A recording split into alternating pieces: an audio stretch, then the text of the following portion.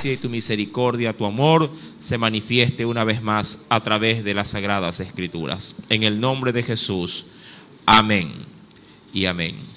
Bien, hoy vamos a predicar por un bonito tema, ¿sí?, el cual se hará alusión al pasaje de esta noche, más que una intuición. Siempre me gusta dar los significados para poder reconocer esos términos que posiblemente pueda ser que ya lo tengamos como de pronto como una vaga idea en la mente o en el corazón, pero siempre será bueno dar significados de algunas palabras. ¿Qué es la intuición? ¿Qué es la intuición? Muchos lo han llamado de muchas maneras, pero hay quienes de manera más técnica lo han definido.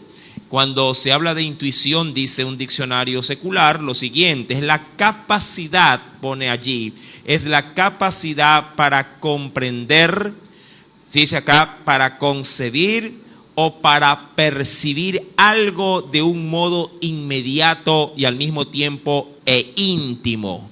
Sí, así lo ha denominado o lo ha definido un diccionario. Lo repetiré: es la capacidad para comprender, concebir o percibir algo de un modo inmediato e íntimo. No todos tienen, a la verdad, desarrollada la intuición, como cuando alguien está acompañado de alguien, salen a hacer algún tipo de gestión, qué sé yo, al centro, y de pronto allí se topan con un vendedor que es muy labioso, y uno de los dos que ha salido para comprar, lleva algo de dinero, no sé, pero como que en él se despierta algo y codeando a su amigo o a su pareja le dice: no le compres, o le hace una seña como dicen: no, deshazte de esa persona, porque uno percibe en su interior algo como que si lo van a estafar, como que si le van a perjudicar, y usted ya después le dice: ¿qué pasó? No, es que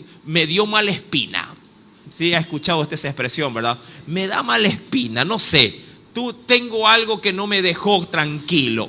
A eso es lo que se denomina una intuición. Mi amado hermano, hoy vamos a predicar, como le anunciaba, sí, por el tema más que una intuición, mucho más que una intuición.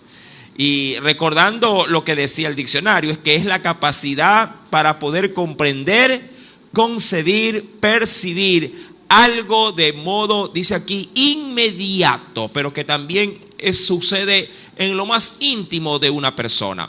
Ahora, pregunto yo, ¿usted ha tenido intuiciones? ¿De dónde vienes?, le pregunta. Le dice: de tal lado vengo. Y tú internamente dices: este me está mintiendo, este no viene de ese lugar. ¿Cuánto sacaste en el examen? No, sí, saqué bien. Este ya se quedó. Es algo que internamente a uno, ¿verdad?, la luz de alerta, ¿no?, el de peligro se prende y dice: no, este de aquí no me dice la verdad. Mi amado, ahora, cuando vamos a la Escritura, vamos al escenario bíblico, ¿sí? La Escritura en el versículo 22, aun cuando ya todo el capítulo primero ya se lo estudió ya hace 2 sábados anteriores. Cuando vamos al último verso del capítulo 22, del capítulo 1, de Éxodo, dice la Escritura que Faraón decidió prácticamente manifestar lo que quería hacerlo de manera secreta, quería hacerlo de manera privada, de manera oculta.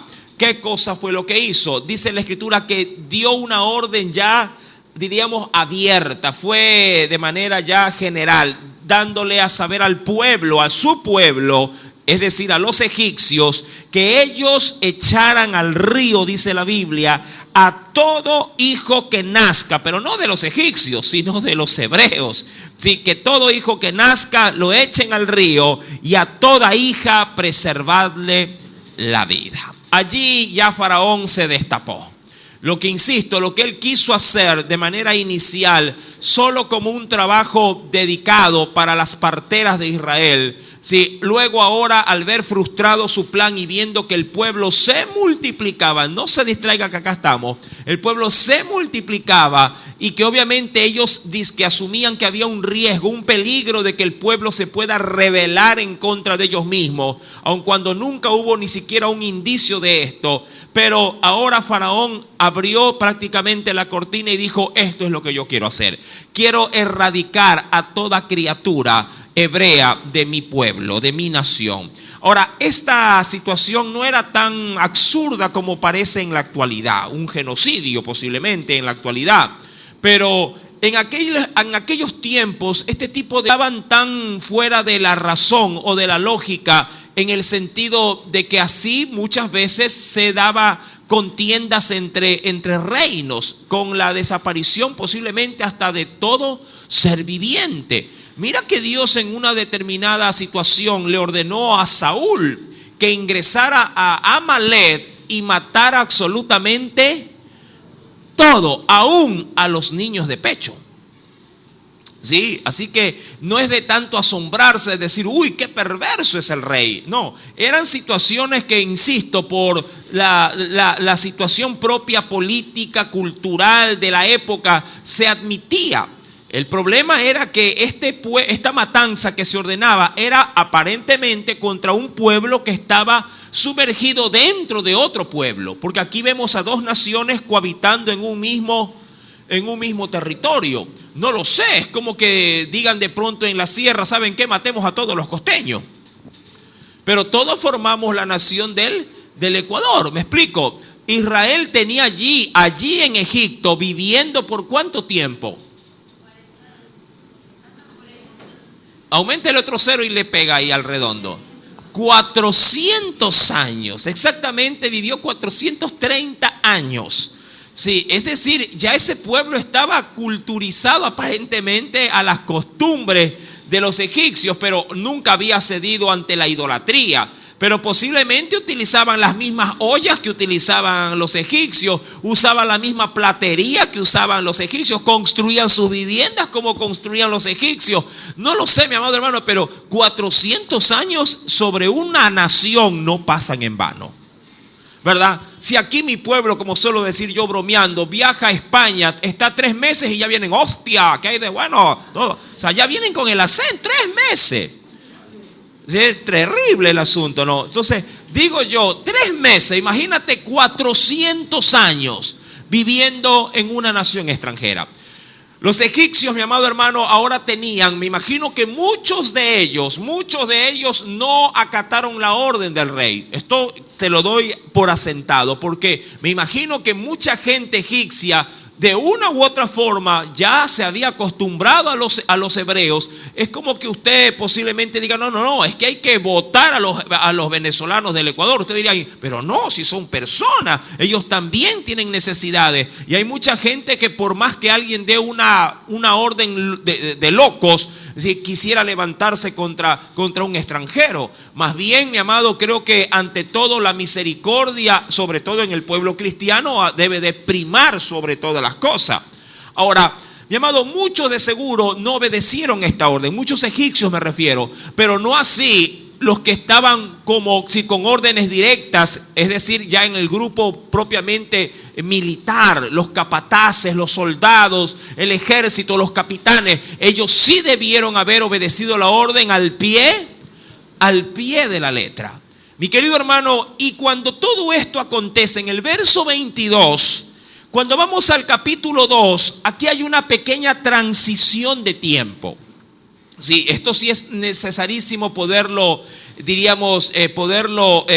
atender para no pasar por alto, sí, diríamos en sí, los tiempos. Porque aquí en el versículo 1 se pudiera malinterpretar haciendo ver al primer hijo de este matrimonio, aparentemente, sí, como el primogénito, pero no lo es. Ya que cuando uno va al capítulo número 2, versículo 1, dice el Señor: un varón de la familia de Leví. Y ese varón tiene nombre, sí tiene un nombre. Y la Biblia sí nos lo hace saber cuando uno obviamente comienza a hurgar un poquito en ello. Sí, el papá de Moisés, sí, la Biblia sí le da el nombre y lo señala como Amram. Sí, Amram es el padre de Moisés. Y también tenemos el nombre de su madre, la cual es Jocabet. Sí, la Biblia, gracias a Dios, sí nos da esos pequeños detalles. Y venga conmigo, por favor, porque es necesario, si acaso usted tiene alguna duda, cotejarlo con la Escritura. En el mismo libro del Éxodo, sí, capítulo número 6, por ejemplo, en el capítulo número 6, allí el Señor nos dirá justamente qué es lo que estará pasando cuando se narra el capítulo 2, verso 1. Si vamos al capítulo 6 y leeremos, por favor, sí, voy a leer como para darle un poquito de seguimiento a la lectura. Voy a leer desde el verso 18 en adelante. Éxodo capítulo 6, verso 18 en adelante. ¿Lo tiene? Dice el Espíritu Santo lo siguiente: y los hijos de Coat, sí, Amram, Izhar, Esbrón y Uziel. Y los años de la vida de Coat fueron 133 años. Y los hijos de Merari, Mahli, Musi, estas son las familias de Leví por sus linajes. Verso 20, léalo por el amor del Señor. ¿Qué dice?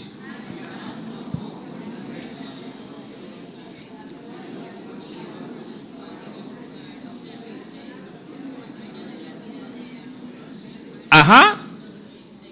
¿Quién tomó a quién? Dice, Amram tomó a quién por mujer. A Jocabed, la cual es de acuerdo al parentesco. ¿Qué cosa era para él? Su tía.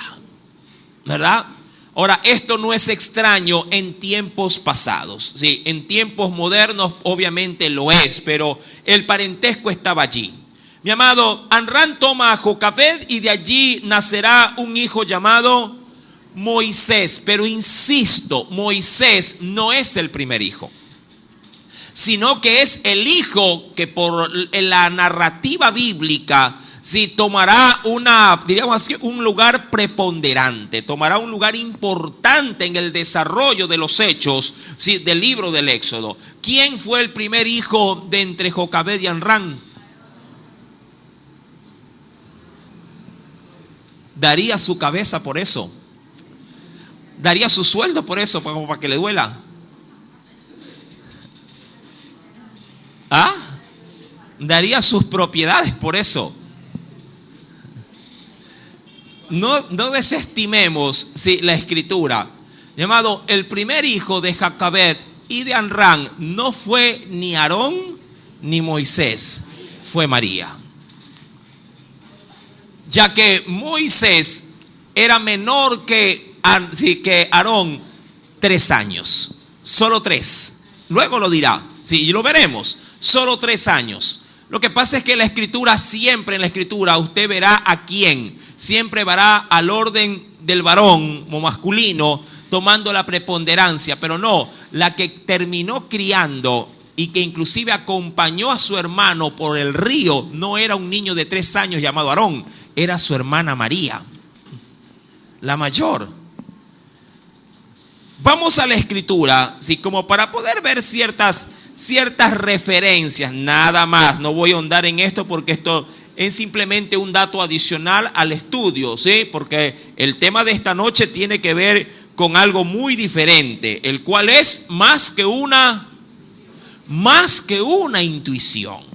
Estoy solamente dando textos como para poder alimentar un poquito también nuestro conocimiento, ¿sí? Para que el Señor nos bendiga con estos detalles. Cuando uno va a la Biblia, por ejemplo, acompáñeme por favor, porque es necesario poder ver el texto ya en un esplendor un poquito mucho más amplio. Sí, cuando uno va al libro del Éxodo capítulo número 7, por ejemplo, en Éxodo capítulo número 7, por eso cada día cuando vamos a la Biblia algo más aprendemos, ¿verdad? Algo más el Señor nos bendice. ¿Qué dice allí? En Éxodo capítulo número 7, versículo número 7, 7. ¿Qué tienes allí? Dice la Biblia, era Moisés de edad de 80 años y Aarón de edad de ¿cuántos añitos? ¿Cuántos años de diferencia entre el uno y el otro? Solo 3. Pero María era la que habló a la princesa de Faraón, del gran rey de Egipto. Y fue ella la que le dijo, yo conozco una mujer, un niño de 3 años de seguro no tendrá, con dificultad hablará muchamente. Sí, pero su hermana, ella sí tenía la habilidad para poder desarrollarse y decirle a la princesa que ella conocía a alguien que le podía cuidar a ese niño. ¿Me entiende? Es decir, que Aarón no era el primer hijo, sino que en la unión del matrimonio entre Jocabed y Amram, primero fue una niña.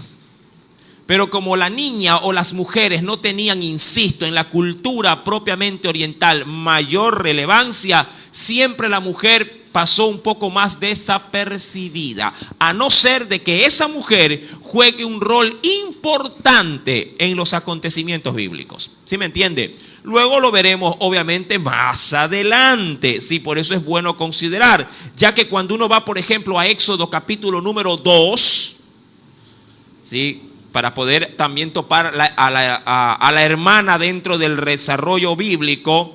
Sí, cuando uno va a Éxodo capítulo número 2, ¿qué dice el Señor? Versículo número 4, dice la Escritura: y una hermana suya se puso a lo lejos para ver lo que acontecería. Y eso obviamente hablando ya cuando el niño fue colocado en una cesta, obviamente para poder luego ser observado. ¿Sí?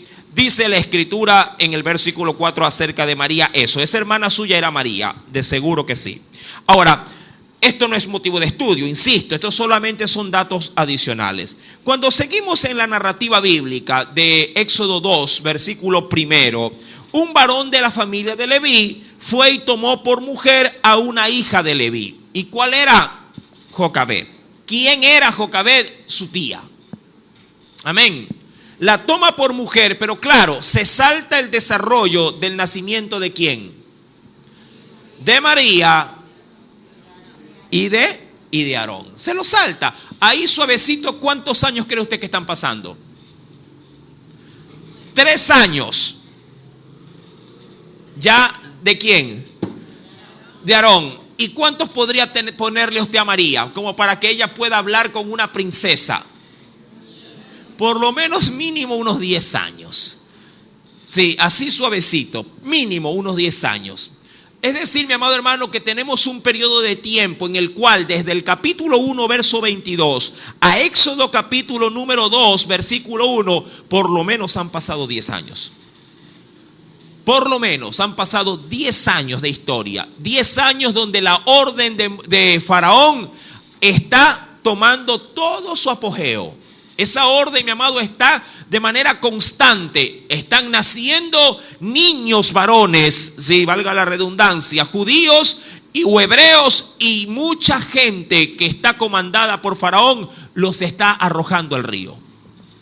Amén. Los está arrojando al río. A veces cuando leemos así de seguidito parece como que si el rey da la orden hoy y mañana ya nació Moisés. Y no es así. No es así. Ahora, el embarazo de este muchacho, de este niño, obviamente sí tenía que ser un embarazo sumamente oculto.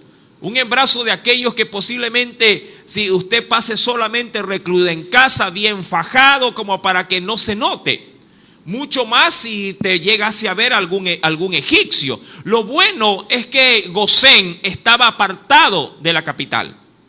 Estaba apartada de las ciudades principales, como ya se veía en los versículos anteriores, como la ciudad propiamente de Tebes, por ejemplo, que era una ciudad egipcia, o las que construyeron ellos mismos, que era Pitón, sí, una de ellas, ¿verdad? Y también dice la Escritura, si no me falla la memoria, volviendo al libro del Éxodo, capítulo número 1, nos dice que también construyeron la ciudad de Ramesés, o el Cairo, en todo caso ya en la actualidad, ciudades que estaban alejadas obviamente de Gosén, pero Gosén sí pertenecía a todo el territorio de Egipto. Mi amado, y allí se desarrolla esta relación. En el versículo número 2 comienza la trama. Comienza obviamente a tomar cuerpo lo que en esta noche el Espíritu Santo quiere darnos a entender. Cuando vamos al verso 2, dice la Escritura que esa mujer, Jocabed, concibió y dio a luz un hijo. No era el primero, pero vino un hijo. Era, si quisiera ser solamente limitado a los nombres que me da la Biblia, que pudo haber sido el tercero. Puede ser que haya habido inclusive alguien antes o entre María y Aarón. La Biblia no lo dice. Pero por lo menos yo ya sé que Moisés es el tercer hijo de este matrimonio. ¿Y por qué hago esta referencia, este énfasis? Mi amado, porque cuando uno es padre, sí, no por una vez, sino por varias oportunidades, uno sí puede ver ciertas, ¿cómo te digo? Ciertos detalles, uno sí puede asimilar ciertas intuiciones cuando van naciendo.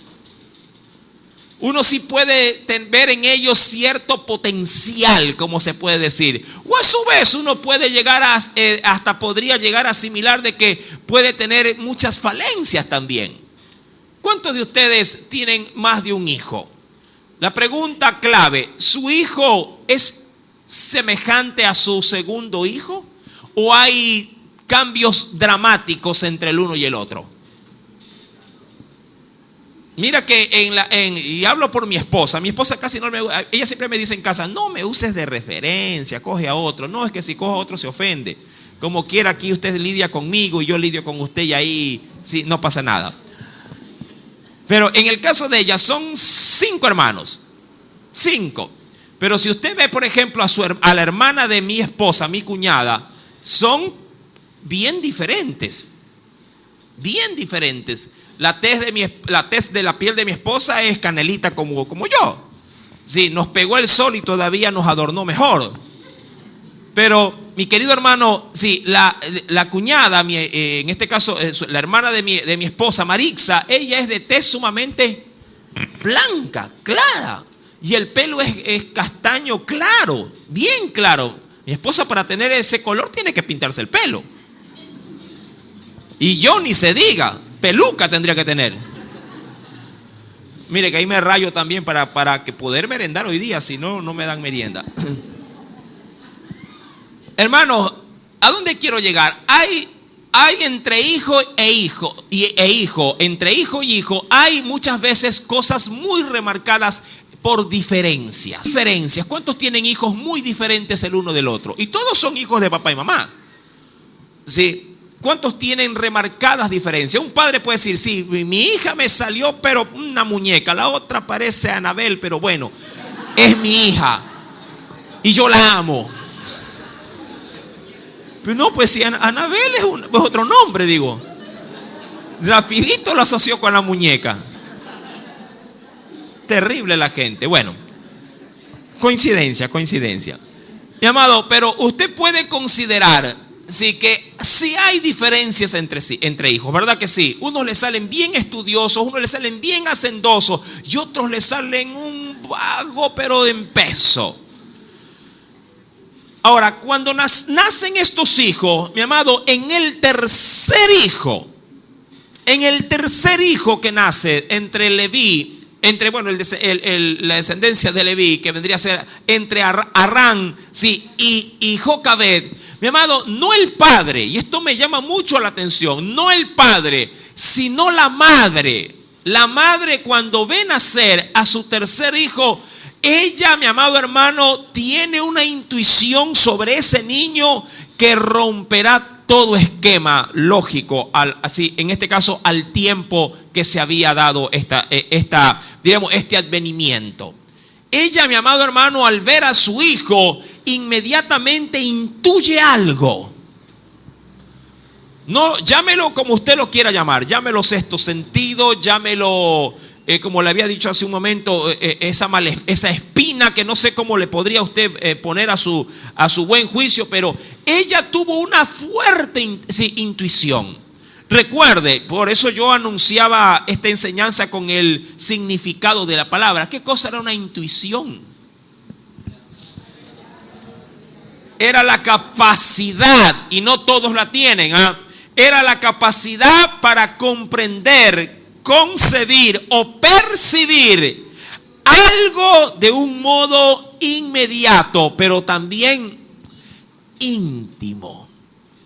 No lo sé, mi amado, qué papel habrá jugado Amram en esto. Pero si usted se dará cuenta, en el capítulo 2, el nombre del padre o la persona del padre de Moisés no está de manera activa. Todo de ahí en adelante será en función de la maternidad, de la madre. no del padre. No sé si Amram estaba esclavizado haciendo ladrillos o si de pronto quedó nulitado en cuanto a su jerarquía patriarcal. No lo sé, la Biblia no me da mayores datos. Pero la Biblia sí me hace notar que de aquí en adelante quien resalta y juega un papel sumamente vital para los acontecimientos venideros es la madre. Por eso le digo que la Escritura, cuando la mujer juega un rol de preponderancia, la Escritura inmediatamente la hace resurgir. Al padre aquí en adelante casi ni se oye del padre. Solamente como datos generacionales, nada más.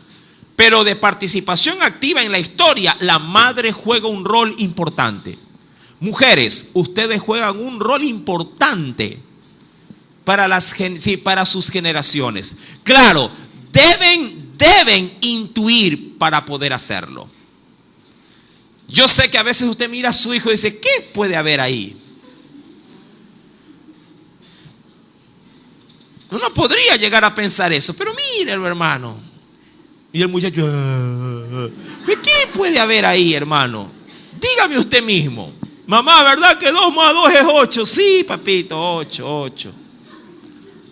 Camina, hijo de Dios.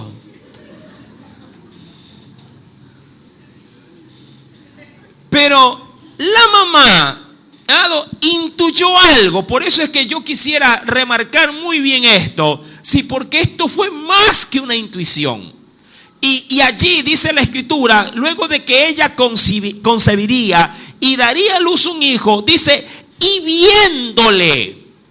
Es decir, que esto pasó no en el periodo de la gestación. No. Esto no ocurrió en el vientre de ella. Ella dijo, uy, qué desgracia, otro hijo. Y le digo muy sencillamente por una razón. Porque al ella estar embarazada, ¿sabe lo que ocurriría?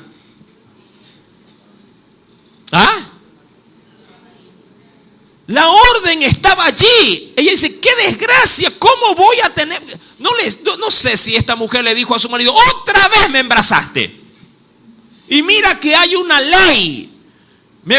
Voy a tener que vivir durante 9 meses prácticamente escondida. Si ya de por sí, ¿con quién? Con Aarón. Ha sido un suplicio. 3 años tenía. ¿Qué decir de María? Pero gracias a Dios María creció sin problema porque nació, ¿qué cosa? Mujer. La orden era matar a los varones. ¿Me entiende? Imagínate que a estas alturas te digan, hermana, está embarazada. ¿Qué pensaría usted? ¿Cómo lo tomaría? Que le diga a su esposa ya después de como 20, 30 años de casado, mi amor, te tengo una sorpresa. El marido dijo, ¿te subieron el sueldo? No, te van a quitar el sueldo, estoy embarazada. ¿Cómo lo toma usted? Como una bendición.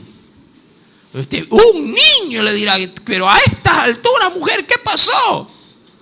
Y no me dijiste que ya estabas hasta ligada. Sí, pero el Señor abrió matriz. Mi amado, esta mujer concibió, pero cuando vio al niño, cuando nació, mira que todo niño cuando nace no es tan bonito. Y esto te lo digo de una manera muy, muy objetiva. Cuando los niños nacen, no necesariamente son hermosísimos cuando nacen. Porque que nacen, en su gran mayoría, nacen hinchados. ¿Sí? Por la fuerza con la que estos al expulsarse inflaman, ¿sí? A propósito obviamente, inflaman muchos de sus músculos para poder empujarse fuera de la matriz. Aparte de esto nacen, mi amado hermano, obviamente, ¿sí? Todos, ¿qué te podría decir? Ensangrentados, ¿sí? Con toda la placenta allí, ¿verdad? Pero cuando esta mujer parió a su hijo, la Biblia dice que le dio hermoso. Ahora, ¿tú cómo quieres interpretar este término?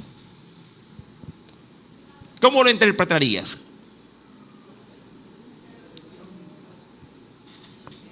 sea, salió y dijo, Brad Pitt nació. ¿Qué pasó? Justin Bieber ha salido. ¿Qué crees tú que vio ella? Mira, hay un texto bíblico oculto, no en el Antiguo Testamento, sino en el Nuevo Testamento. Y te lo voy a invitar a leer. Acompáñame por favor a la escritura.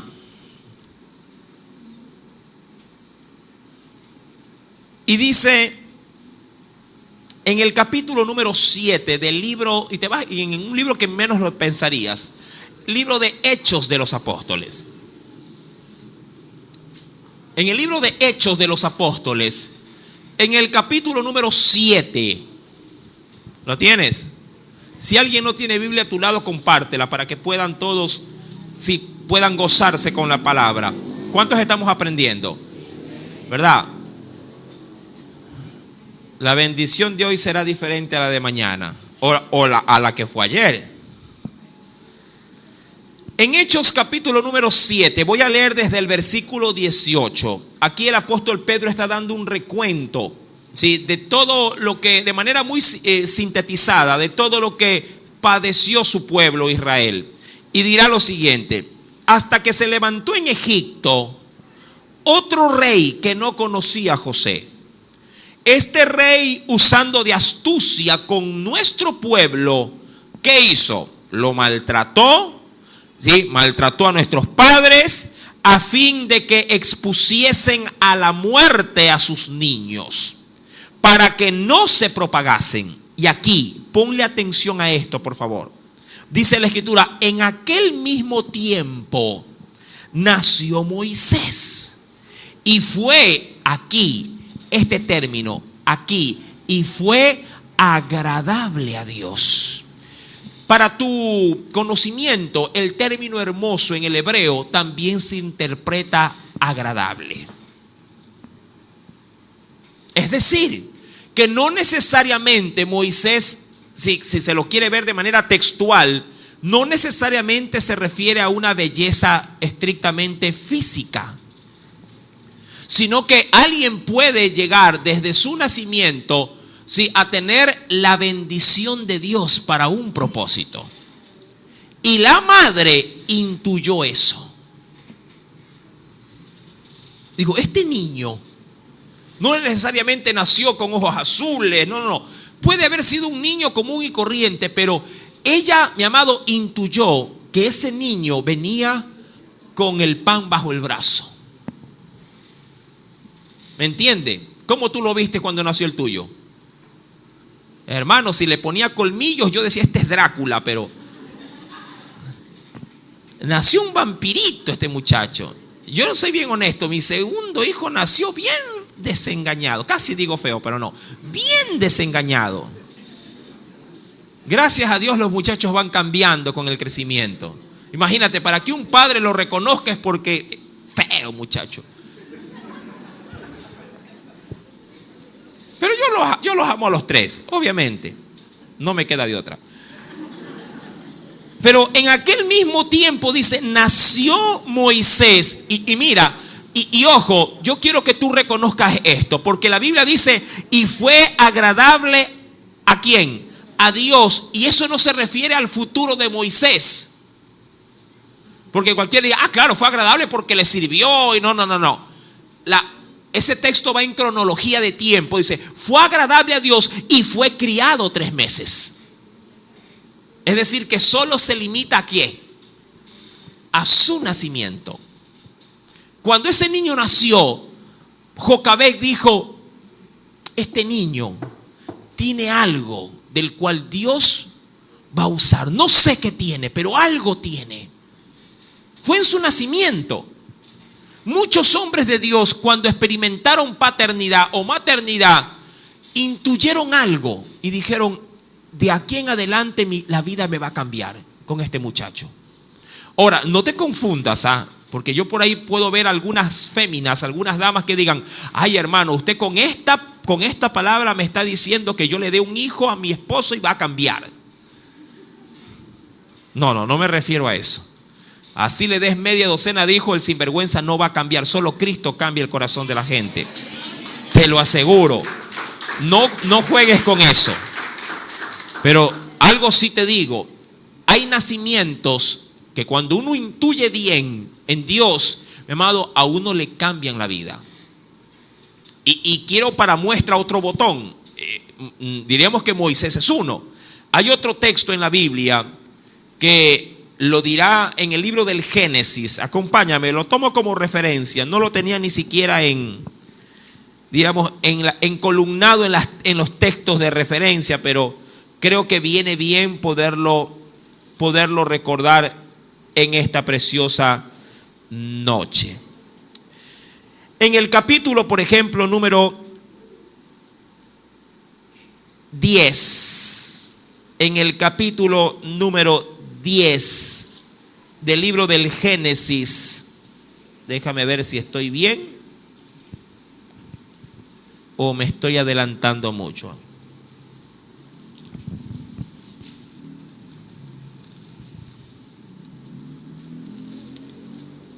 Perdón, no es en el 10, me estaba adelantando mucho. Bien lo dije yo. Capítulo 5, 5 capítulos me había adelantado. Capítulo 5. Aquí está. ¿Lo tiene? Por ejemplo,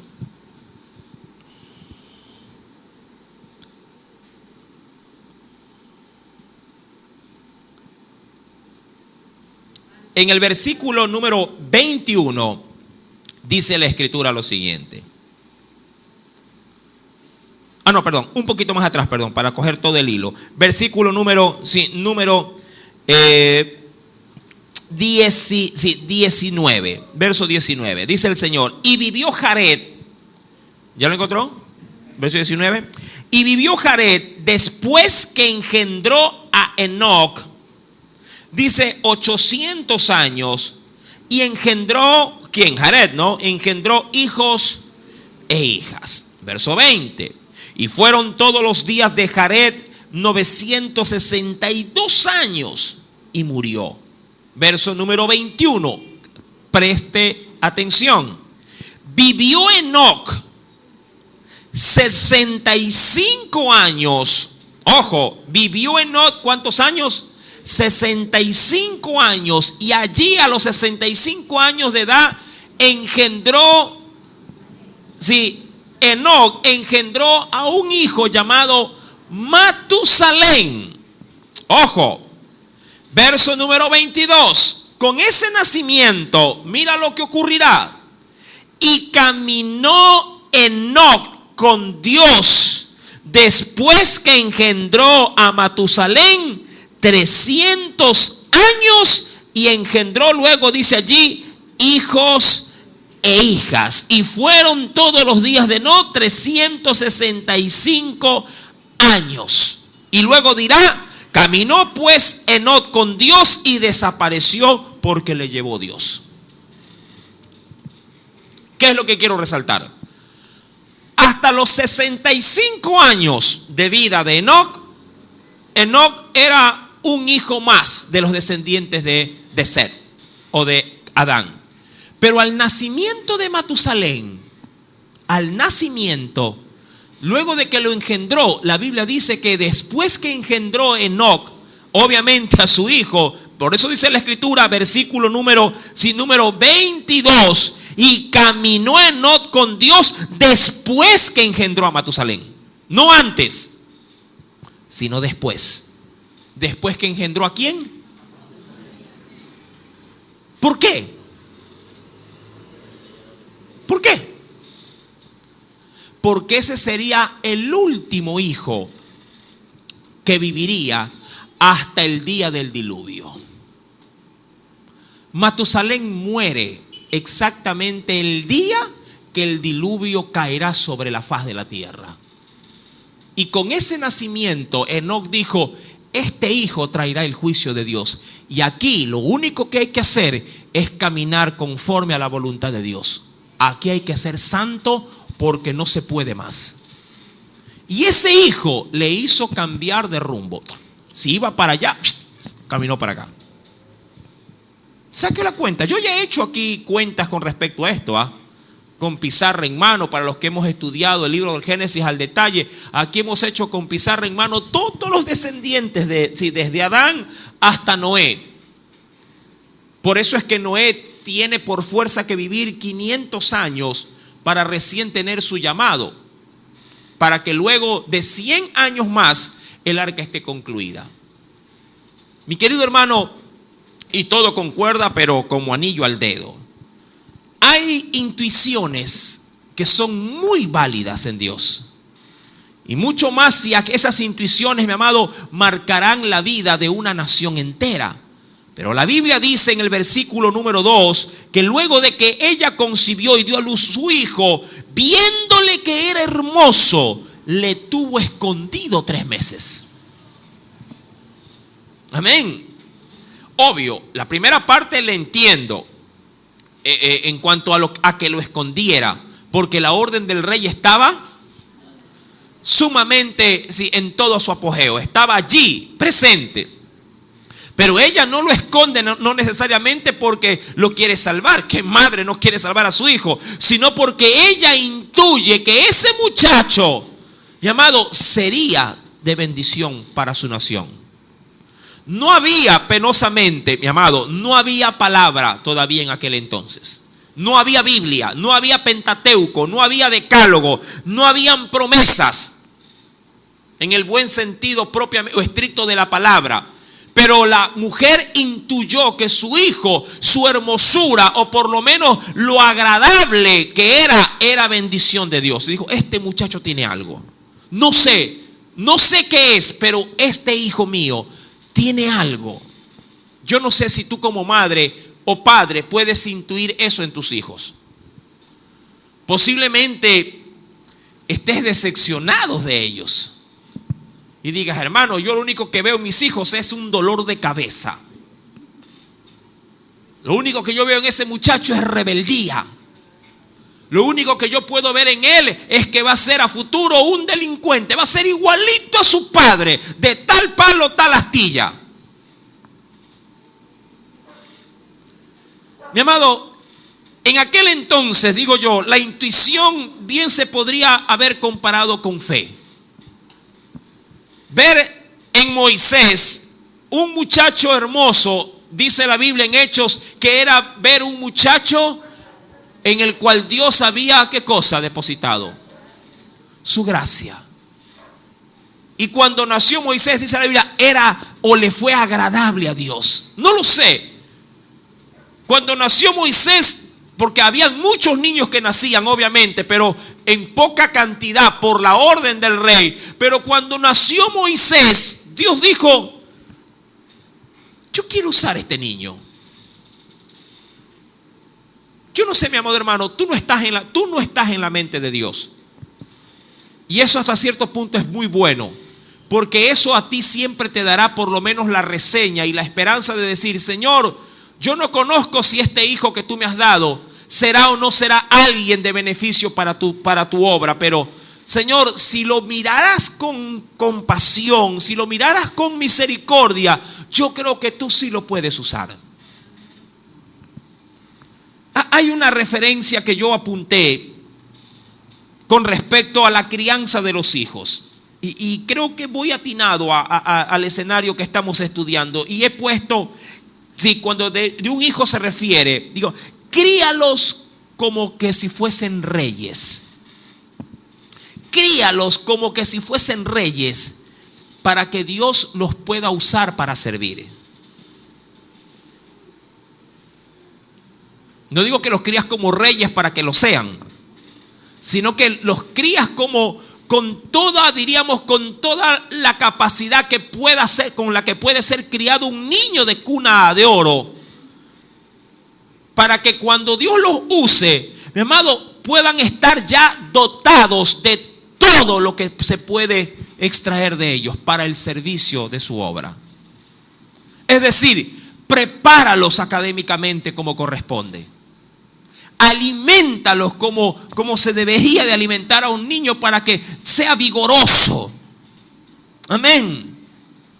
Trátalos como, mi amado hermano, como a un hijo de rey, para que cuando Dios los haga los haga sus súbditos o sus llamados, mi amado, puedan ellos, diríamos, en buena ley se lo digo, puedan devengar tu esfuerzo.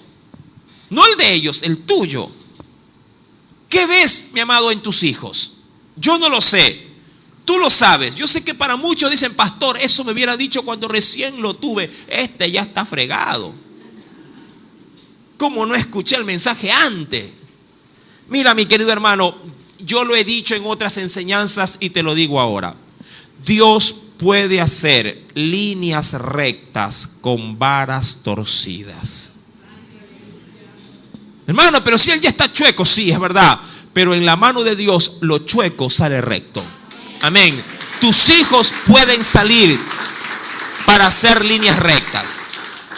Eso solo pasa en las manos de Dios. En las tuyas posiblemente no. Hermana, pero yo tengo ya mis hijos que fracasaron. ¿Cómo pues posible? Amado, para el que cree todo es posible.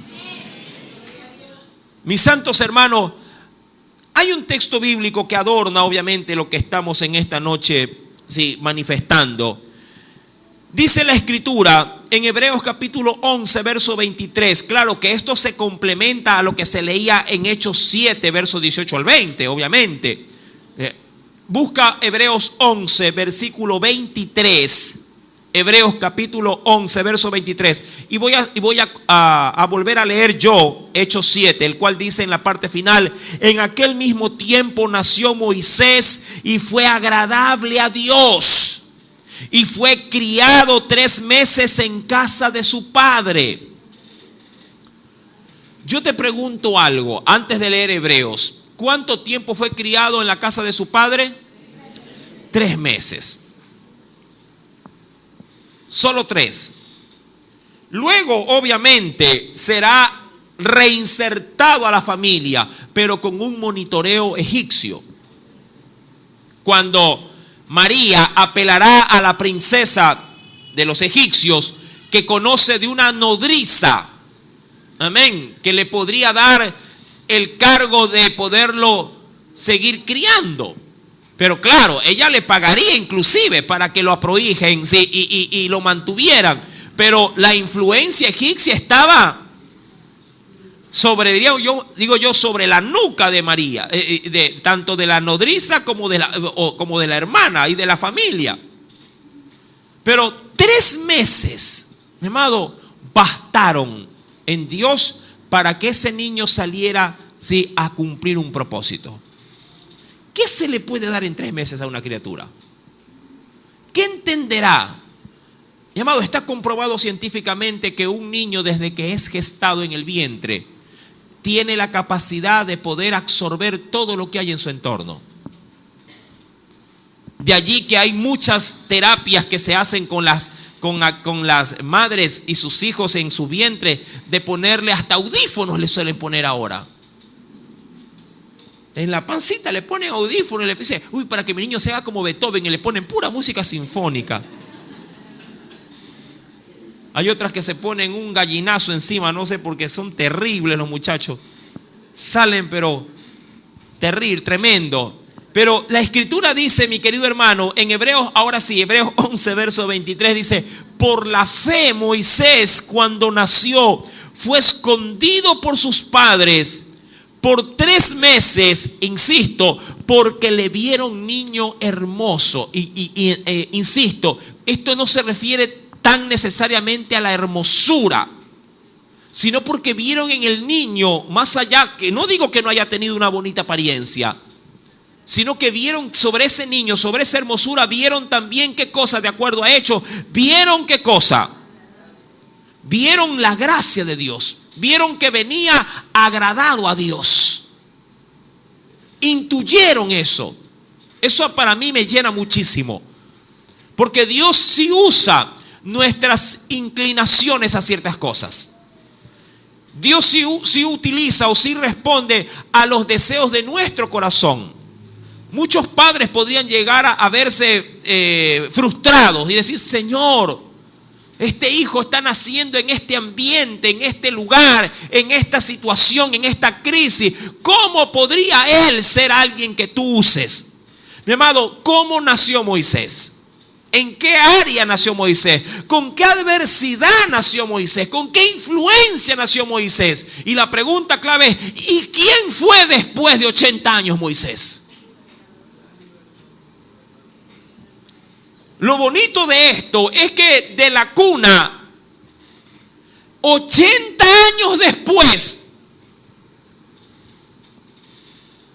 yo te aseguro que Jocabed ya había muerto. Y Amram también. Pero lo que no murió es la fe de esa madre y de ese padre. Ellos nunca vieron a su hijo liberando a más de 2 millones de personas. Nunca pudieron ver a su hijo, a su retoño, a su bebé hermoso que partiría el mar en 2. Nunca lo vieron. Pero eso no implicó de que Dios no honrara la intuición de esa madre. Puede ser que tú no veas nada con los tuyos. Nada, absolutamente nada. Y si algo llegó a ver la mamá, si es que acaso tuviera vida, es que su hijo saldría como un asesino de Egipto, matando por su propia mano a un oficial de Faraón. Y posiblemente llorando dijo, mi hijo ahora va al exilio y nunca más lo volveré a ver. Lo vio partiendo como un criminal. Si acaso tendría vida. Cuando tenía Moisés 40 años. Mi amado, ¿sí entiendes la magnitud del asunto? Todo por una intuición de ella. Porque al verlo pensó, Dios se agradó de él. No sé cómo, pero Dios se agradó de mi hijo. ¿Y los tuyos?